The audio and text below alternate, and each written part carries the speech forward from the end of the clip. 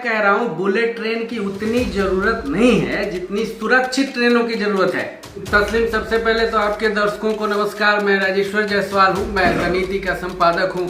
बहुत हृदय विदारक घटना है और मेरे ख्याल से ये दुनिया में 2-3 घटनाएं ऐसी हुई होंगी जिस तरह की ये बालासोर में हुई है घटना, उड़ीसा के बालासोर में हुई है। 288 लोग अभी तक मर चुके हैं, 1100 से ज़्यादा लोग घायल हैं, लगभग 55-56 लोग गंभीर रूप से घायल हैं और मुझे लगता है कि ये संख्या बढ़ सकती है। जरूरत हमें इस बात की नहीं है कि हमारे पास कितनी बुलेट ट्रेन है और क्या है। जरूरत इस बात की होनी चाहिए कि हम सुरक्षित यात्रा कितनी कर रहे हैं। हमारे पास ट्रेनों की संख्या तो ज़्यादा चाहिए क्योंकि देश बहुत बड़ा है, इकोनॉमी बढ़ रही है। मोदी जी का ही कहना है और उनकी पार्टी के लोगों का, केंद्र सरकार का, कि हम 5 ट्रिलियन इकोनॉमी बना रहे हैं। लेकिन 5 ट्रिलियन इकोनॉमी आप किस लिए बना रहे हैं? बिजनेस बढ़ाने के लिए। बिजनेस बढ़ाने के लिए क्या चाहिए? सारी चीज़ें आपकी सुरक्षित होनी चाहिए, सुरक्षा का पुख्ता इंतजाम होना चाहिए हर स्तर पर। ट्रांसपोर्टेशन एक अलग बात है, लेकिन हर स्तर पर सुरक्षा चाहिए। और जो ये घटना हुई है, ये सभी लोग यही बता रहे हैं कि टेक्निकल ग्लिच है और सिग्नल सिस्टम में कुछ गड़बड़ी आई है, उसके कारण हुआ है।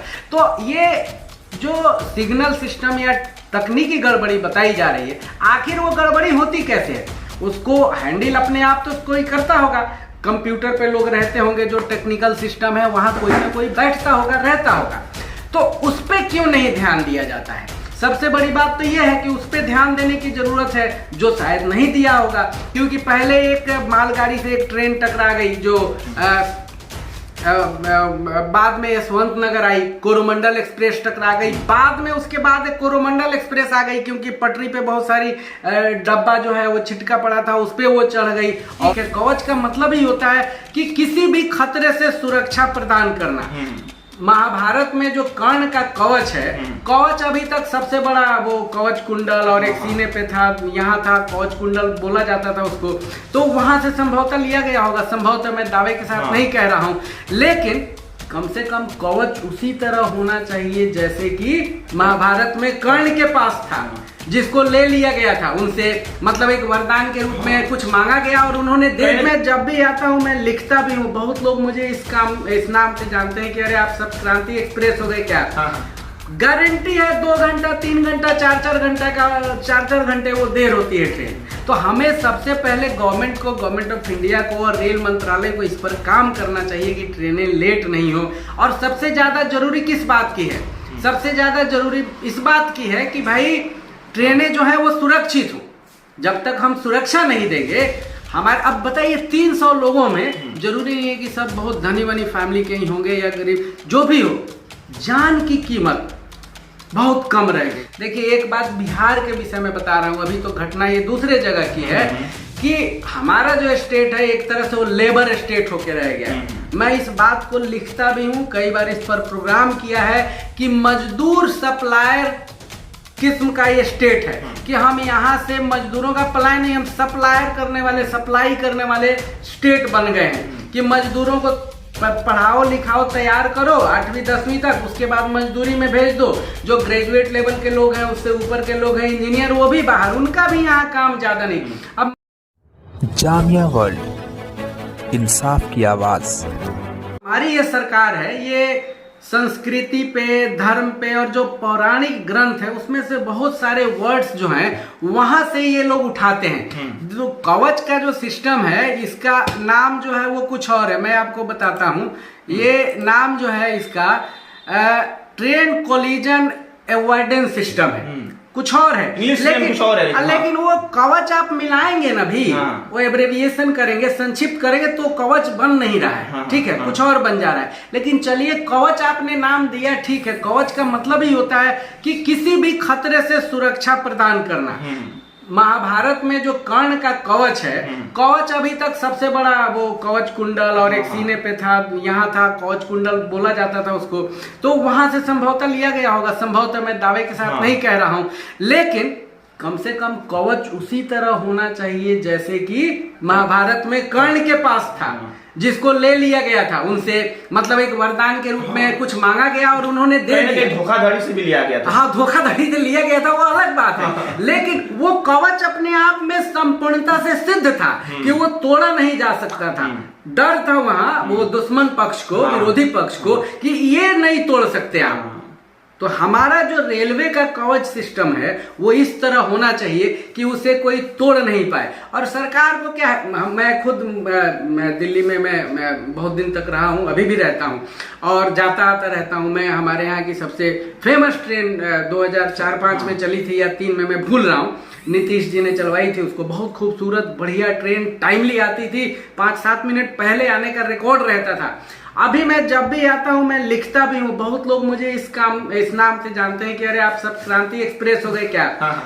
गारंटी है 2 घंटा 3 घंटा 4-4 घंटा का 4-4 घंटे वो देर होती है ट्रेन। तो हमें सबसे पहले गवर्नमेंट ऑफ इंडिया को और रेल मंत्रालय को इस पर काम करना चाहिए कि ट्रेनें लेट नहीं हो। और सबसे ज्यादा जरूरी किस बात की है, सबसे ज्यादा जरूरी इस बात की है कि भाई ट्रेनें जो है वो सुरक्षित हो। जब तक हम सुरक्षा नहीं देंगे हमारे, अब बताइए 300 लोगों में, जरूरी नहीं है कि सब बहुत धनी वनी फैमिली के ही होंगे या गरीब, जो भी हो, जान की कीमत बहुत कम रह गई। लेकिन ये देखिए तमाम दावे होता है कि बुलेट ट्रेन चलेगा तमाम, तो ये सुरक्षा अगर नहीं मिल पाएगा तो फिर बुलेट ट्रेन कैसे सक्सेस होगा? हमें गारंटी से मैं कह रहा हूँ बुलेट ट्रेन की उतनी जरूरत नहीं है जितनी सुरक्षित ट्रेनों की जरूरत है। अभी और भी ट्रेनें हैं, अच्छी चल रही हैं ट्रेनें। ममता जी ने भी एक दुरंतो चलाई थी, बहुत बढ़िया ट्रेनें, पहले से शताब्दी है, उनका स्पीड बढ़ाया जा सकता है। राजधानी है, उनकी स्पीड बढ़ सकती है। मोदी जी ने भी बढ़िया बढ़िया ट्रेन, वंदे भारत चली है, ठीक है। वो उसकी जरूरी थोड़ा है कि 400, भाई उससे बढ़िया तो फ्लाइट होगा। आप जो भी हो 400-300 किलोमीटर घंटा है, खर्च है, आप जमीनों का इस्तेमाल करेंगे। जमीन तो आपके पास लिमिटेड है ना, आप कितना जमीन सब्जी बाद में कहां से उगाएंगे? आप रेलवे का ट्रैक तो नहीं खाएंगे ना, जमीन तो चाहिए ना, काम करने के लिए भी चाहिए, खेती के लिए भी जमीन चाहिए। ऊपर का एक सिस्टम है उसमें तो कम से कम जमीन की जरूरत नहीं होती। सब जरूरत है, ठीक है, लेकिन इतनी जरूरत नहीं है जितनी बताई जा रही है। चलिए देखिए, तो ओवरऑल सुरक्षित मतलब कि ट्रेन की सफर होना चाहिए। लेकिन ये तो हो गया, हादसा हो जाता है, ये किसी तरह घटना, लेकिन ट्रेनों में भी जो सफर करते हैं मुसाफिर, उनके साथ तो बहुत अजीबोगरीब घटना लगातार हो जाता है। कैसे एक चीना चोरी हो जाता है या चोरी का सामान हो जाता है, तो इसको भी सुरक्षित बनाने की जरूरत है। ये सुरक्षित बनाने की जरूरत है। उसमें अंदर जो सिस्टम काम करता है, जो उनके लिए उनके जो फोर्स होते हैं, बहुत सारी ट्रेनों में नहीं होती है।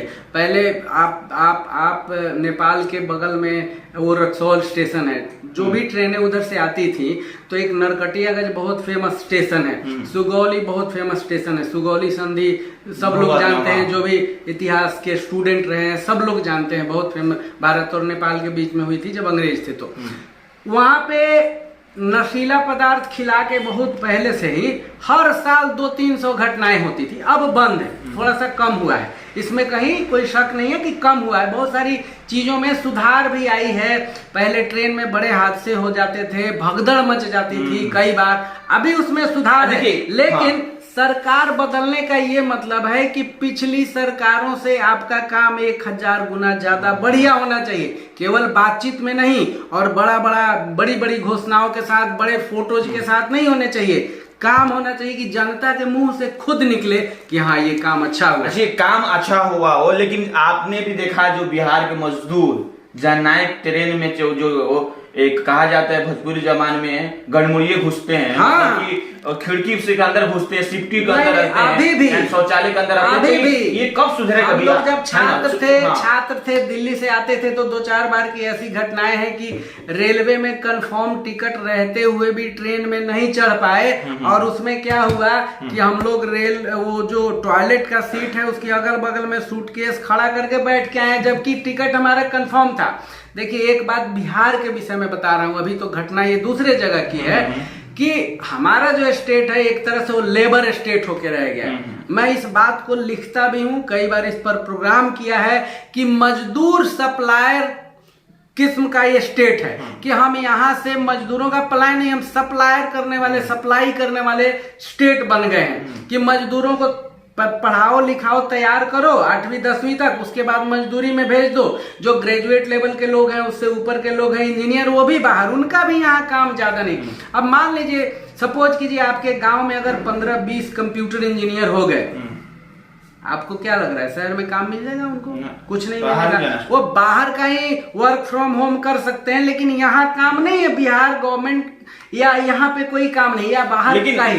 ये बताइए तो हुआ, लेकिन ट्रेनों की सिचुएशन जो होता है, जो मिसबिहेव होता है, बिल्कुल दूसरे स्टेट्स में जो बिहार के मजदूर जाते हैं ट्रेनों में, उनके साथ छीना छोड़ी हो जाता है, मार पिटाई हो जाता है बिहारी है क्या।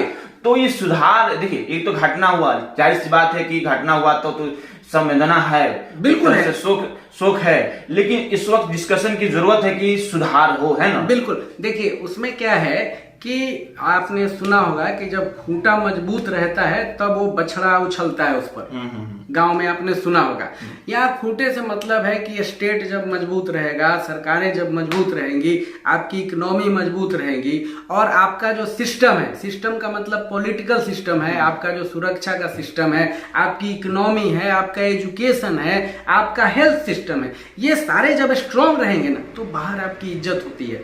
अब इस तरह क्या पहले से बहुत बढ़िया है बिहार, बहुत बढ़िया है, इसमें कोई दो राय नहीं है। सभी जगह सड़कें हैं, 24 घंटे की बिजली है, आप देख रहे हैं यहाँ बिजली है, मस्त बिजली आ रही है, सब कुछ चल रहा है। गांव में एसी है, हर गांव में जहाँ 10,000 की संख्या पे 2-4 बाइकें होती थी, आज वहाँ 100-100 150 4 व्हीलर्स हैं। ऐसा नहीं, लेकिन दूसरे स्टेट इसके मुकाबले ज्यादा तरक्की कर रहे हैं, तो आपको उस पे मीट करना होगा, आपको देखना पड़ेगा। तो हमारा जो स्टेट का सिस्टम है उसमें बहुत सारी कमियां हैं। ज्यादा किस लिए लोग जाते हैं? मजदूर जाते हैं काम करने, स्टूडेंट जाते हैं पढ़ने, ठीक है, मजदूर जाते हैं काम करने, और मरीज जो है वो इलाज कराने जाते हैं। यहाँ तो देखिए संख्या ज्यादातर बाहर जाते हैं ट्रेनों से बिहार के लोग, तो यहाँ तो क्या आपको नहीं लगता है कि बिहार में ट्रेनों की संख्या बढ़ा देना चाहिए? बिल्कुल बढ़नी चाहिए, ये मांग हम लोग। अब देखिए व्यक्तिगत स्तर पर आप मांग कीजिएगा तो उसका कोई फायदा नहीं होता है। आप जितने बड़े ट्विटरिस्ट हैं या फेसबुकिस्ट हैं, कोई फर्क नहीं पड़ता, लिखते रहिए, करते रहिए। हम लोग जिस रिप्रेजेंटेटिव को चुन के भेजते हैं, जनप्रतिनिधि को चुन के भेजते हैं एमपी के रूप में, ये उनका काम है। लेकिन अभी क्या है कि मोदी जी बहुत दमदार नेता हैं, वो बहुत दबंग भी माने जाते हैं, और कुछ कह देते हैं तो हो जाता है, नहीं कहते हैं तो किसी की औकात नहीं है कि करा ले। उसके लिए जनप्रतिनिधि को मुंह खोलना होगा बड़ा सा, और दमदार आवाज लगा के बोलनी होगी कि नहीं सर हमें चाहिए, मिलता भी है, हमें ट्रेन चाहिए, ज्यादा ट्रेनें चाहिए कि हमारे लोग थोड़े तरीके से बैठ के जाएं। वो 1 का 3, देखिए हम लोग 2013 में याद है 12-13 में 865 रुपया या 90 रुपया हम लोग देते थे सप्तक्रांति का AC 3rd का, अभी उसका लगभग 1400 है, 1390-95 रुपया होता है। तो हमने पैसा ज्यादा दे दिया है, लेकिन सुविधा कोई नहीं बढ़ी है, उसी तरह है। ट्रेनें एक आध शायद ज्यादा हो।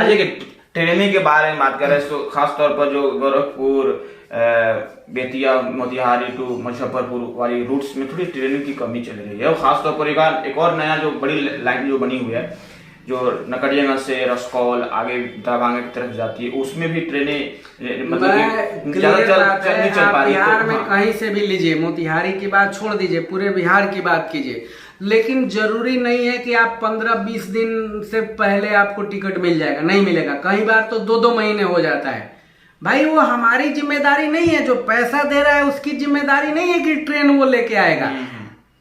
हम पैसा दे रहे हैं, ट्रेनों की जिम्मेदारी सीटों की अवेलेबिलिटी, उपलब्धता कराना ये सरकार की और मंत्रालय की जिम्मेदारी है कि वो कराएं, वो नहीं हो रहा है। ठीक है, इसके लिए जो जिम्मेदार है हमारे जनप्रतिनिधि है, जनप्रतिनिधि किसी भी पार्टी के, ये नहीं कि जो केंद्र में सत्ता है उन्हीं की पार्टी की, नहीं, दूसरी पार्टी। अरे भाई नहीं है तो आप धरना कीजिए, प्रदर्शन कीजिए, रोज रोज पे बात कीजिए, लिखिए, गदर मचा दीजिए, क्यों नहीं मिलेगा भाई? ट्रेन से आखिर इनकम होता है। बिहार से किसी भी कोने में रोज लोग जाते हैं। मेरे गांव में 10 तरह के लैंग्वेज बोले जाते हैं। क्यों?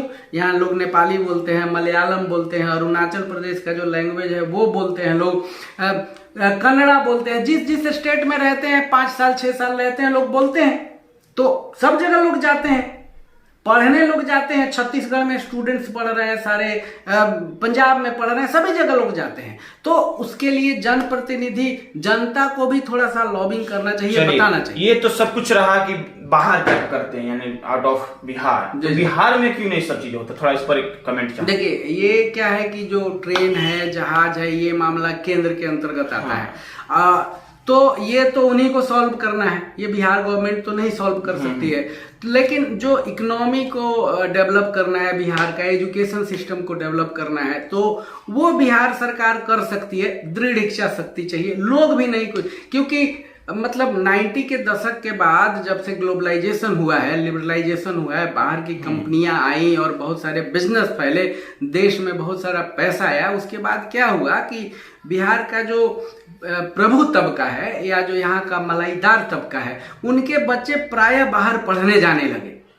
तो सामान्य लोगों के बच्चे यहाँ पे पढ़ते हैं, तो उनसे उनको ज्यादा मतलब नहीं रहता है। भाई एजुकेशन का मतलब केवल कॉलेज खोलना, स्कूल खोलना नहीं है, वो क्वालिटी एजुकेशन होनी चाहिए यहाँ पर। बिल्कुल, तो क्वालिटी एजुकेशन नहीं है, नहीं तो क्यों कोई जाएगा। अब देखिए मोतिहारी में एक सेंट्रल यूनिवर्सिटी है, बता रहा हूं मैं, कई सालों से वो चल रहा है, अभी तक जमीन फाइनल नहीं हुआ, कहीं इधर फंस जा। अरे आप किसी तरह एन केन प्रकरण करके दीजिए, इतना ज्यादा उसमें राजनीति है, इतनी बकवास राजनीति चलती है।